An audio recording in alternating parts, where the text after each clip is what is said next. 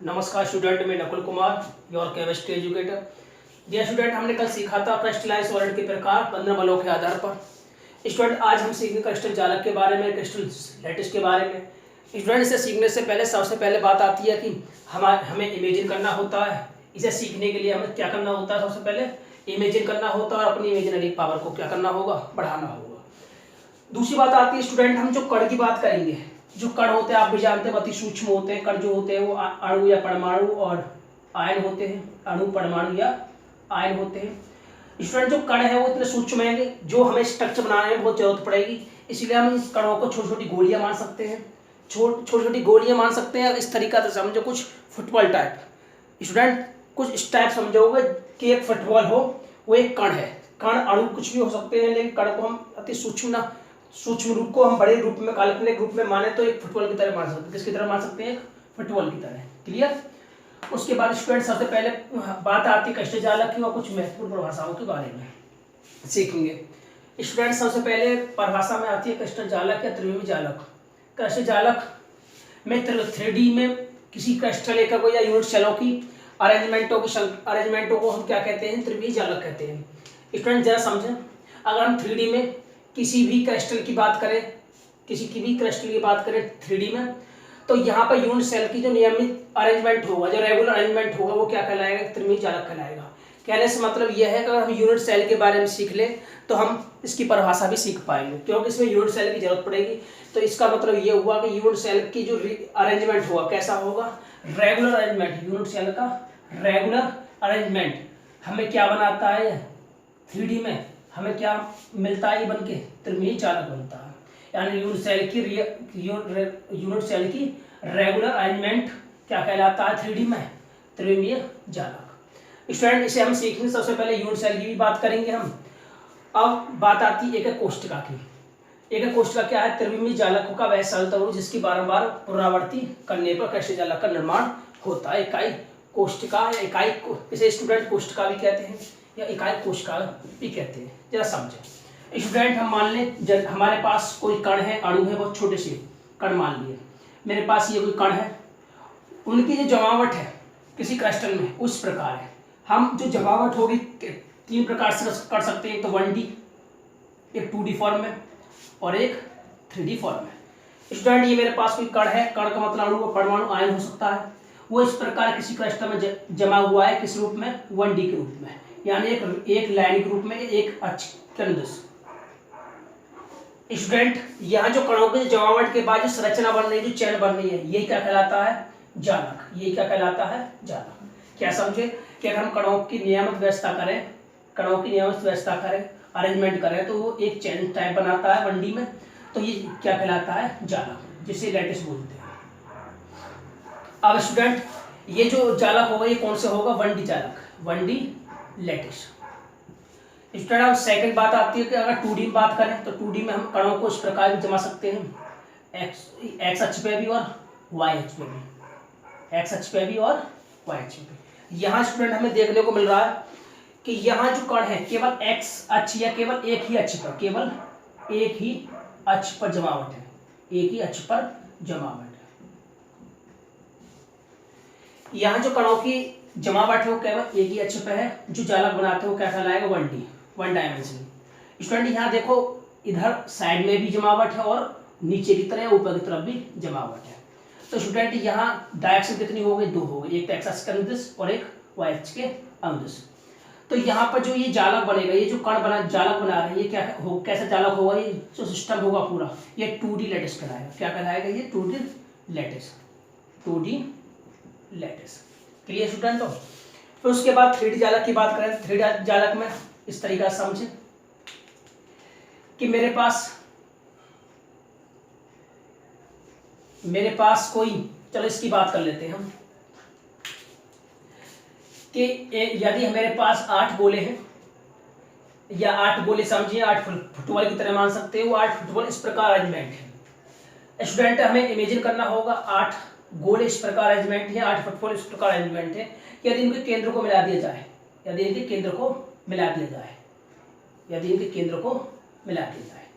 ऐसे यहाँ पे मिला दिया जाए केंद्र को, ये स्टूडेंट यहाँ केंद्र को मिलाएंगे तो एक संरचना प्राप्त होती है। हमें किस टाइप ये प्राप्त होती है संरचना? कुछ क्यूबिक टाइप होती है, घर के आकार के टाइप में प्राप्त होती है। ये क्या कहलाता है अरेंजमेंट? क्यूबिक लैटिस अरेंजमेंट या 3D unit cell. 3D unit cell. अगर हम 8 गोलों को पास पास रखकर उनकी जमावट करें और उनके केंद्र को मिलाते हुए काल्पनिक लाइन से मिलाएं, कैसी लाइन है ये? काल्पनिक, कल्पना कर रहे हैं, इमेजिन लाइन, इमेजिन लाइंस। अगर हम 8 गोलों के केंद्रों को इमेजिन लाइन से मिलाएं तो हमें कुछ क्यूबिक टाइप की स्ट्रक्चर प्राप्त होगा, इसे हम कहेंगे 3D unit cell. Clear student? ये तो रही हमारी बात यूनिट सेल की। सर ये यूनिट सेल हमें सीखे 3 टाइप के हो गए, 1D, 2D, 3D। Unit cell मतलब कणों का जमावट है वन लाइन में और 2 एक्सिस पर, 3D एंड 3 एक्सिस पर। अब सीखेंगे स्टूडेंट हम सब यूनिट सेल के बारे में सीख चुके। यूनिट सेल मिलकर ही क्या बनाता है? क्रिस्टलीय जालक। यूनिट सेल को हम अरेंज करें, यदि ये हमारे पास कोई यूनिट सेल है और इसके पास में कोई दूसरा यूनिट सेल और है और कोई तीसरा, और ये यूनिट सेल मिलकर क्या बनाते हैं? पूरा सिस्टम। ये पूरा जो सिस्टम होगा ये क्या कहलाएगा? क्रिस्टल जालक। क्या कहलाएगा? क्रिस्टल जालक। फर्स्ट डेफिनेशन, सेकंड डेफिनेशन यहाँ से क्लियर हो गई हमारी, ये वाली, और फर्स्ट जो डेफिनेशन है वो यहाँ से क्लियर हो गई, क्योंकि यूनिट सेल ही मिलकर अगर यूनिट सेलों को रेगुलर अरेंजमेंट करें तो हमें क्या प्राप्त होता है? क्रिस्टल जालक। क्लियर स्टूडेंटों? अब बात आती है कि जालक बिंदु क्या होते हैं, लैटिस पॉइंट क्या होते हैं। तो ध्यान से सुने, लैटिस पॉइंट का मतलब होता है कि जहां कण जहां पर रखे जाते हैं वो जितना स्थान घेरते हैं वो उसके क्या कहलाता है? Lattice point. स्टूडेंटों, जहां पर कण अगर रखे जाते हैं वह उस स्थान को घेरते हैं तो वह स्थान क्या कहलाता है? Lattice point. ये जो स्थान होगा, इसका जो स्थान घेर रहे हैं जो कण, ये जो स्थान घेर रहे हैं, ये जो स्थान घेर रहे हैं क्या कहलाएगा? Lattice point. क्लियर?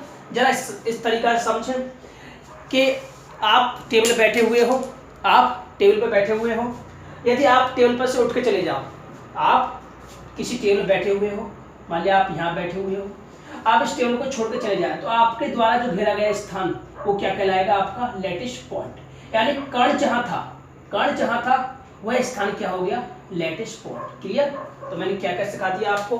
सबसे पहले मैंने सिखाया यूनिट सेल के बारे में, फिर उसके बाद सिखाया मैंने क्रिस्टल जालक के बारे में, और तीसरी बात सिखाई थी लैटिस पॉइंट। तो स्टूडेंट मुझे बताओगे लैटिस पॉइंट क्या होगा? तो हाँ, बिल्कुल भली बात ही बता पाओगे। जहां पर कणों को रखा जाता है, जो स्थान घेरते हैं सर, वो लैटिस पॉइंट होता है। इस तरीका से समझे कि अगर स्टूडेंट अगर टेबल बैठा है तो स्टूडेंट की अगर टेबल बैठा हो, स्टूडेंट जो जगह घेर रहा है वो उसका लैटिस पॉइंट कहलाएगा। यानी उठ के चले जाते तो उसका लैटिस पॉइंट कहलाएगा कि जहां पर वो स्थान छोड़े। उसके बाद बात आती है स्थान में संख्या। इसकी बहुत जरूरत पड़ेगी स्टूडेंटों, कोऑर्डिनेशन नंबर निकालने। इसे उपसहसहु संख्या भी कहते हैं, या शॉर्ट रूप में CN लिख सकते हैं, लेकिन लिखते नहीं है ज्यादातर हम, क्योंकि CN अपने आप में ही कार्बन और नाइट्रोजन को रिप्रेजेंट करता है। स्टूडेंटों, अब यहाँ पर हम सीखेंगे कोऑर्डिनेशन नंबर क्या होता है। जरा सुनिए, कोऑर्डिनेशन नंबर की बात करें, कोऑर्डिनेशन नंबर होता है कि जो कण किसी क्रिस्टल जालक में, कोई कण है, कोई कण किसमें है? क्रिस्टल जालक में, जिस प्रकार अरेंज है, जिस प्रकार अरेंज, मान ली मेरे पास कोई क्रिस्टल जालक है, कोई क्रिस्टल जालक है, तो एक कण एक कण, मान ली इस कण की बात कर रहा हूं, रेड कलर का जो कण है, इस कण के पास के, इस कण के पड़ोसी कणों की संख्या को हम क्या कहते हैं? इस कण के पड़ोसी कणों की संख्या को, इस कण को जो पड़ोसी कौन कौन होगा? एक ये हो गया, 2 3 4 5 6। स्टूडेंट जो इसे टच कर रहे हैं उन कणों की बात कर रहे हैं। इस कण को जो टच करने वाले जो कण होंगे वो क्या कहलाएंगे? कोऑर्डिनेट, क्या कहलाएंगे? समन्वय संख्या। उन कणों की संख्या क्या कहलाएगी? समन्वय संख्या। तो मुझे बताओ स्टूडेंट कि यहाँ जो ये कण है, इन्हें कितने कण, ये जो कण है इन्हें कितने कण टच कर रहे हैं? 1 2 3 4 5। तो यहाँ जो कण स्पर्श कर रहे हैं वो कितने कर रहे हैं? 6। तो अतः इसकी जो कोऑर्डिनेशन नंबर होगी वो कितनी होगी? 6। क्यों होगी सर? इस कण को अन्य 6 पड़ोसी कणों ने घेरा हुआ है, पड़ोसी कण स्पर्श करे हुए हैं। तो स्टूडेंट ये हो गई हमारी क्या? कोऑर्डिनेशन नंबर की बात है। स्टूडेंट मुझे एक एग्जाम्पल से बताओगे आप? एक और बताओ मुझे कि इसका कोऑर्डिनेशन नंबर निकालूं। तो कितना होगा?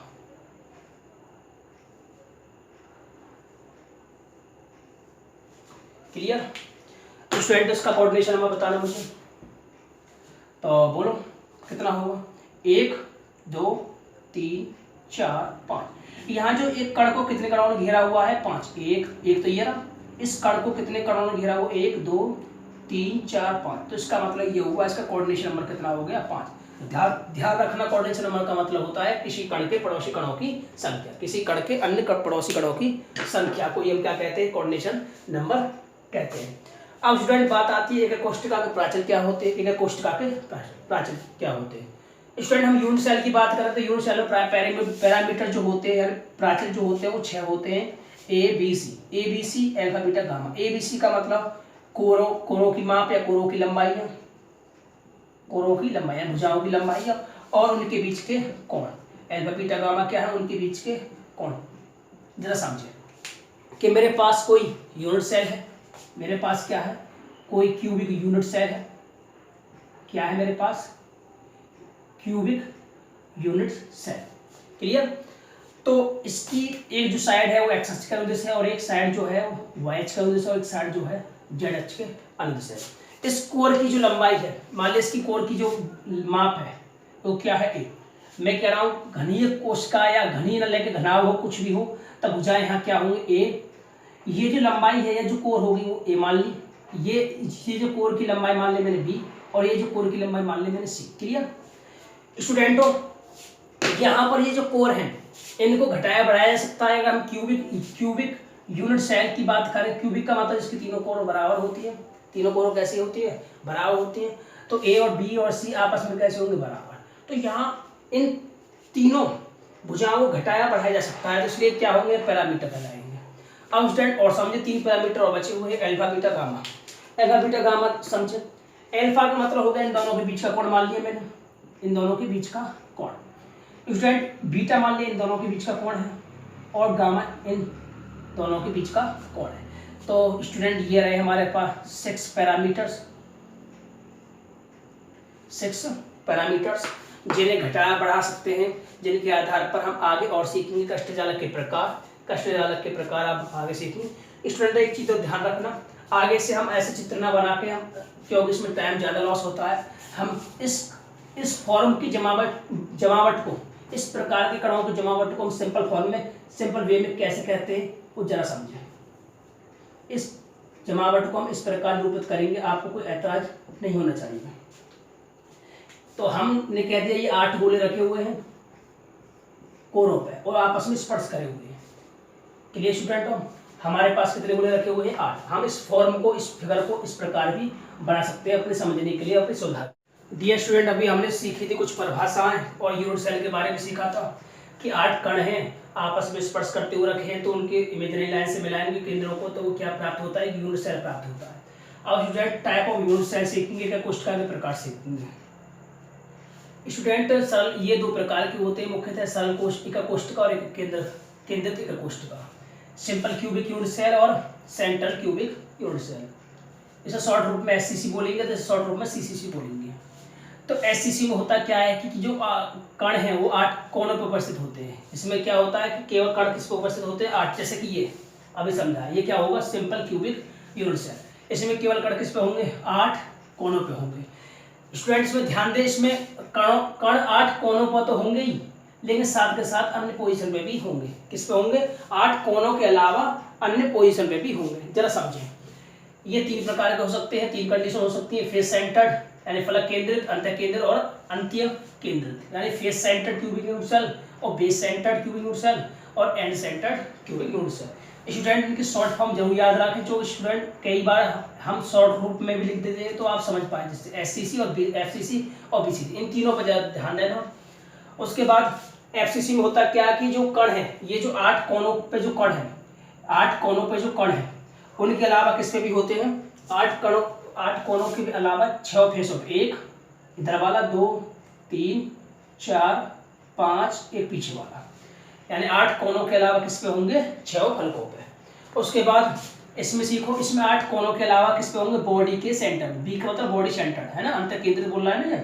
तो बॉडी के सेंटर, ये क्या बोला था, फेस सेंटर, एफ का मतलब फेस सेंटर, फेसों पे भी होंगे, यानी किस पे होंगे, 8 कोनों के अलावा किस पे होंगे, बॉडी के सेंटर पे। ये एंड सेंटर का मतलब हो गया 8 कोनों के अलावा। डियर स्टूडेंट इसे ध्यान से समझें कि इसमें 8 कोनों के अलावा 2 विपरीत फलकों पे होंगे, किस पे होंगे, 2 विपरीत फलकों पे भी होंगे, यानी एक ऊपर होगा तो एक नीचे होगा, एक इधर होगा तो एक इधर होगा, एक ऊपर होगा एक नीचे होगा, एक साइड में होगा तो एक साइड में होगा। क्लियर।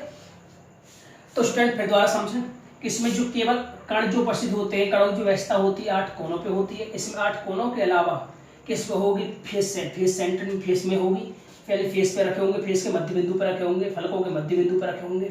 इसमें 8 कोनों के अलावा बॉडी के सेंटर में रखे होंगे, और इसमें 8 कोनों के अलावा 2 अपोजिट डायरेक्शन या अपोजिट फेसेस पे होंगे। जरा अन्य बात और समझे स्टूडेंट, याद रखना इसमें क्या कणों का योगदान होता है, एक कणों का योगदान होता है। अब पूछेंगे क्यों होता है, कैसे होता है, ये आगे की वीडियो में समझोगे। कुछ इस तरीका से निकालेंगे, 8 गुणा 1/8 बराबर 1। क्लियर।